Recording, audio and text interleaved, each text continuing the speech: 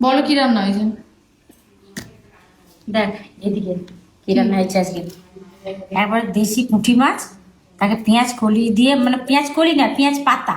একটা কলি হয়, একটা পাতা হয়। পেঁয়াজ পাতা দিয়ে, টমেটো দিয়ে, কাঁচা লঙ্কা দিয়ে, সর্ষে পোস্ত দিয়ে মাছের ঝাল, আর শিম ভাজা। হুম। আর এটা গাছের খসলা শাক লাগিয়েছিল, পোস্ত। খসলা শাকের পোস্ত। এইটা আমার নতুন একটা আইটেম, মানে খুব সুন্দর খেতে লাগছে। আর মেয়ে তো খেয়ে বলবেই, তারপরে আপনাদের দাদাভাই টাইপের খেলে বলবে খুব সুন্দর খেতে। খেয়েছি আমি ঝাল। এখনো বলবো। এটা ফুলকপি, ভালো লাগছে, ফুলকপির ভর্তা। এবার টাটকা ফুলকপি, ফুলকপি ভর্তাটা কিন্তু খুব সুন্দর টেস্ট দারুণ হয়েছে। আছে। ভালো ঝাল লাগছে না? ঝাল। ঝাল। গরম ভাতের সময় দারুণ লাগবে খেতে। আপনারা বাড়িতে আবার ট্রাই করে দেখবেন, রেসিপিটা আমি বলে দেবো আপনাদেরকে। কে কে ফুলকপি ভর্তা বানাতে চান আমাকে বলবেন, আমি বলে দেবো।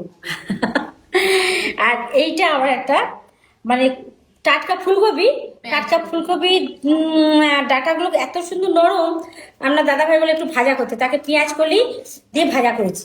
এটাও কিন্তু গরম গরম ভাতের সঙ্গে দারুণ লাগবে খেতে। এটাই আজকে আমাদের দুপুরবেলা লাঞ্চ। আপনাদের যদি ভালো লেগে থাকে আপনারা লাইক করবেন, কমেন্ট করবেন, আর শেয়ার করে দিবেন। আর ফুলকপির ভর্তাটা বাড়িতে যে ট্রাই করবেন, যে যে ট্রাই করবেন আমাকে বলে দিলাম। বাই তাহলে।